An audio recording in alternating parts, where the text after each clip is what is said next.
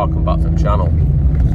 So recently we did some performance modifications to the Citroen, which made it a lot faster, but obviously with the performance modifications, as you can appreciate, handling, well, if we're watching now when we accelerate, it's not as stable. So to bring it back into its easier to drive state that it used to be, we have been sent this. Now, if you remember the turbo noises video, I got sent something by a sponsor. I got sent the turbo by a sponsor, massive sponsor in the game, this. And this same thing Mr. Kiss has sent me, a lovely. Well, let's get it out the box. You can't tell what it is anyway. I mean, you'll be able to tell off. Fuck off! You'll be able to tell off the name of the video. Right, where was before? It's rudely interrupted. So, like I say, you can probably tell off the name of the video what this is, and you can probably see what it is by now anyway, but it is some aero, proper wind tunnel testers and everything. And if you look at the end of it, it's even like the shape of an aerofoil, so it should do something. So this is one thing that we're going to mount. The other thing will be later on in the video, but for now, let's put this on. Before doing so though, let's just have a weigh up of what we've actually got. So it mounts, this is a roof mounted spoiler. It's to spoil the car really. I think it's going to work really well. So we drill a couple of holes in the roof 4 times and line it up first obviously, and then that mounts onto there. It's sort of fully adjustable in all different sort of manner of degrees and shit. And then when we've done that, we've got some end pieces to put on the ends there. But before we mount it, I've got something else to do with it, which first requires removing the brackets, which are held on with that size screwdriver. I might need an impact driver because they feel pretty fucking tight. And now they go in. Right, so I'm going to take these off, like so. Then I'm going to remove this protective film to see what it's like underneath. As you see, we've got protective films on it to keep it protected. Take that off. Nice and lovingly.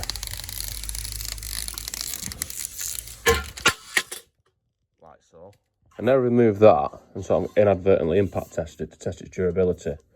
We can move on to the next phase, which is this lovely lime green vinyl wrap, which I've never tried before and I'm fairly confident isn't going to work. The reason I'm fairly confident this isn't going to work is because I can't even wrap a Christmas present. When I get my missus something for Christmas, I just leave it in the packaging I buy it in, and then at least it's wrapped up. I can't even wrap the intro to Fresh Prince of Bel-Air, so I've got no fucking chance. But I'm going to try it anyway. It should be roughly big enough, I think. So I'm going to open it out and check that it's going to be too short in it. So that's a good start. It is long enough. So the first thing I think I need to do, don't use this as an instructional video because I ain't got a fucking clue. But the first thing I'm going to do is I'm going to cut with this high quality craft knife. I'm going to cut it so it's long enough but not hanging over the edge and rolled up. And I think I'm going to start there. Do I start on the edge? Don't know. I'll probably start underneath because then the seam will be underneath where you can't see it, won't it? Ish. So I need to peel this off with my no fingernails. Yes. And then I need to start to stick it. And I'm going to stick it just like this. I'm going to go all the way along and I'm going to start sticking it and then wrap it round. Yes, something like that. Right, this isn't working. So I'm going to try and put the spoiler onto it and then roll it round it, I think. I mean, it's not exactly straight or neat or anything, is it? What the fuck? Yes. Okay, there's certain things I'm good at and certain things I'm not good at. I haven't found out what I'm actually good at yet, but I found out another thing I'm not good at, and that's this. Right, so I'll see if an Econ can save it. I think he's got his work cut out, to be honest with you. I mean, I could have badly painted this for a lot less effort. Yes. Right, so far this is a video of how not to do wrapping and how wrapping is physically and emotionally impossible. So I'm gonna give up on the plan of wrapping it. I'm just gonna have it matte black. Fuck it. So I'm gonna take all this back off. I think where I fucked up really was I should have warmed it up a bit first with the heat gun. And what I realised with the heat gun is where it was really bad over here, the bits that weren't really bad came out really easy with the heat gun, which I was surprised about. And the reason it was really bad is because I kept on pulling it off and putting it on, pulling it off and putting it on, trying to get it as good as possible. And I think I should have just left it the first time because it was way better than what it ended up. It's still a massive fuck up, but I reckon I ain't got any more stuff to put on it anyway. I've not got enough to do it again, so I'm not going to do it again. Nah, I give up on that idea. So I'm just going to leave it matte black. See, the idea is, I'll show you. It's going to look something like that, but not fucked. Well, if you've stuck with this video this far, then you've wasted 5 minutes of your life and realised that we are back at the square root of -1, which is an impossible number. So, I've put these back on. I've made them tight for now, just so I can mount it. And I'm going to put it on there, somewhere where it's going to be. Like as far back as possible. Something around there. And I'm just going to mark it with a marker pen. And I should probably measure this, but I'm not. I'm just going to do it back like a Jap's eye. And just hold it in place and guess. And then mark it like something like that. And then we are left with 4 dots. Now before I drill them, I do need to go inside and take the headlining off and make sure that I can get to the back of them with a spaniel. We can enter from this area, which is currently not leaking, but we're going to change that when we fit this spoiler. I'll take this off. And so now, as you can see, I'm inside the vehicle. I'm going to start by removing these in a nice and careful manner. As you can see, exhibit A. Now I've got those removed, I'm hoping that this pulls down a bit. I don't really want to be taking all them side panels off, which I would do probably if I was being more careful. But I just want to get up enough so I can, when I drill it, I can get to the back of where I'm going. And this is where we're running into a problem. If we look, that's right next to the edge of the roof. I could move it further forward and it'd be easy, but I don't want to do that. I want the spoiler as far back as possible to have the most dramatic aerofoil effect envisionable.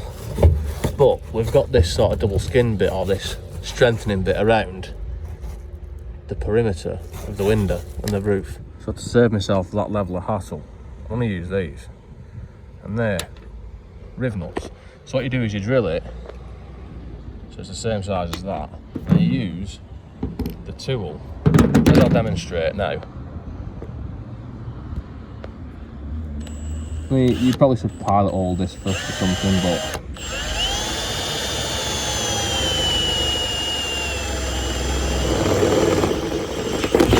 yes. Now I do the same for the other 3, as if by magic, like a magician. And then these will now fit something like that. But first we'll lovingly screw that onto there, as you can see. And then we put it in like that. And then the clue's in the name, it's called a rivnut, so it's like a riveter. As it pulls it through, it compresses it at the back. And we can undo that, which leaves us with one of them. So that is an M6 rivnut. So now I'll do that for the other ones, which looks like that. And I mean, I've put them where the marks was. If they're going to line up with the holes in the spoiler, probably not. What I was going to do with this spoiler, so it definitely sort of didn't come off, is I was going to use some Tiger Seal. But the problem that I run into is, well, it says it's for professionals only. And being not a professional, I can't find a mastic gun. So what I'm going to use instead is, I mean, it's not going to fall off with rivnuts on it anyway. I'm going to use some sealant just to stop it leaking. I mean, it's got foam on it, but let's face it, these cars do not need any help to leak. And I've applied that with some love and affection. I need to put this on, right, whilst holding it lined up with one hand. Right, and now I need to get balancing it against my tit and put that into there, and then do the same for the other side. Yes. So yes. So because of the nature of this spoiler, it looks like they're meant to go in and then you're meant to tighten up at the bottom, which obviously that's not the way I'm doing it. So instead, I have got some of them, which fit in a much more convincing manner. So I'll just tighten all them up. And that's the spoiler nearly there. I need to set up the angle of attack with some professional wind tunnel testing, but I think it wants to be somewhere around there. And so now I've tightened these up and set it in the most prominent position for the best level of downforce with the least amount of drag possible from my own experience of none. I'm gonna put these on here the other way around. Yes. Yeah. As we can see, we now have a spoiler fitted in a completely sexual manner. So it's time to try it out to see if it actually works. And before I fitted the spoiler, what I did was I tested this car at 70 miles an hour, doing a drive past in a slow motion camera. And the way I'm going to measure this is if we look at the rear suspension on the car on the before and after, we'll be able to see how much force the spoiler is now putting on the rear tyre.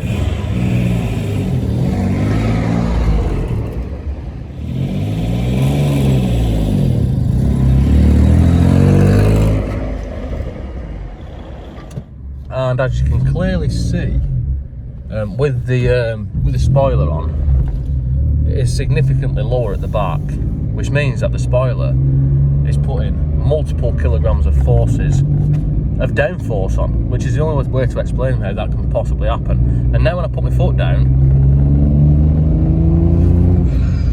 it's just lovely and smooth. There's none of the vibration I was getting before. So it seems like that was actually massively successful. And it looks sick as well. So that makes a change. We've actually done what we set out to do. But don't worry, there's more to come in this video. So there's more, well, stay tuned for more, and that'll probably go wrong. And this is the more that I speak of. As we can see, it's a high quality bonnet vent or scoop. And well, you can tell it's high quality because it's got the mark of high quality, as you can see there. So this has also been sent by the same, that massive sponsorship deal, as I said.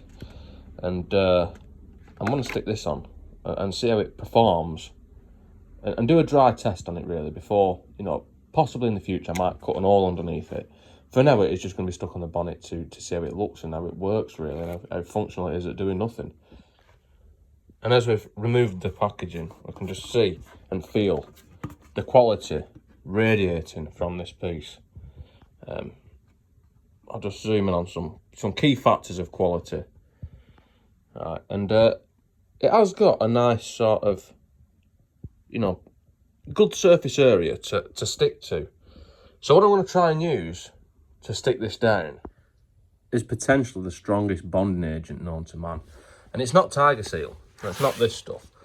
What I'm going to use is, right, one of these and some of this and one of them. And the reason being is anybody knows who's tried to do some washing up, you know, bowl that's had some Weetabix in it, and it's been left more than about half an hour before you wash it, it's impossible. It just doesn't work. So I'll mix this with a bit of long life milk. It's got to be long life, otherwise it might not last that long. Just nice and carefully pour that in and mix it at a ratio of 1 to 1. And then mix and stir until we have a consistent mixture with the consistency of something like that. And then leave for a couple of minutes for the activating agent to take effect. In which time we can make an informed decision on where to stick the vent on the car. And I'm thinking possibly around there, which has got nothing of any use underneath it at all. So that'll be perfect. And it doesn't fit too bad neither. You want it so it's actually touching all the way around, or as much as possible. So I'm thinking probably about there. That'll do, fuck it. And then when halfway with the placement, there is more measured marking, which gives us a perfect template of where to add the bonding agent. just around the edges. Yes. So then we can stick on our scoop where we want it to be, and possibly wipe off the excess using only but your favourite underpants. And now it should just be a case of leaving it to dry. There are some bits that are already starting to dry, and I mean, they won't wipe off, they're there forever. You know, no matter how hard I wipe them. Obviously it's a bit thicker underneath and the sun's not got to that yet, and I can't think of any issue or any problems that could happen by using, you know, something like this, using milk in sunlight. I can't think of any sort of downside to that.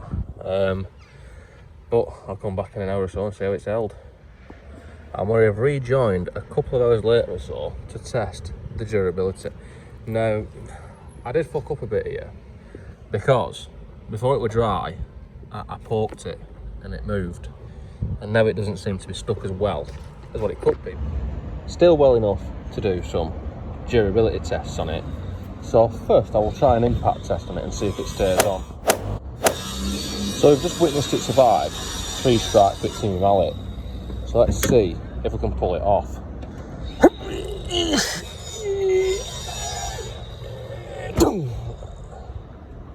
Well, it took quite a bit of force to pull off, but it's better off coming off now than what it would be at 150 miles an hour.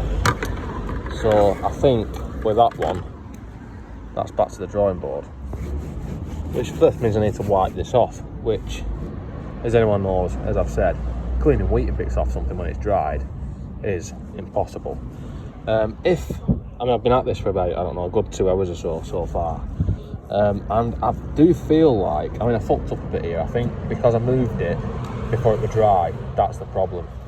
I think that if I left it to dry properly, it would have been much, much stronger, because this is just solid. Yes. And that leaves us with only one reasonable and logical solution, and that is to put it on with some Tiger Seal. So, yes. It shouldn't need much of this stuff, because this is fairly strong shit. So I'll just put a little bit around it, all the way around the perimeter of the item in question, in a professional manner. And now we'll carefully place it where I want it. Somewhere around there, that'll do. Yes. So now that's fitted as neat as possible. We've got to wait for it to dry, and in the meantime, I might as well show you these stickers that I've also got from the same sponsor. Look at that, we are advertising stuff that is nowhere near this car, which is a good advertisement for it, I would say. And that gives us just enough time for this to dry, and that now feels like it might not fall off. So let's try it properly and give the car a quick exterior detail. Yes.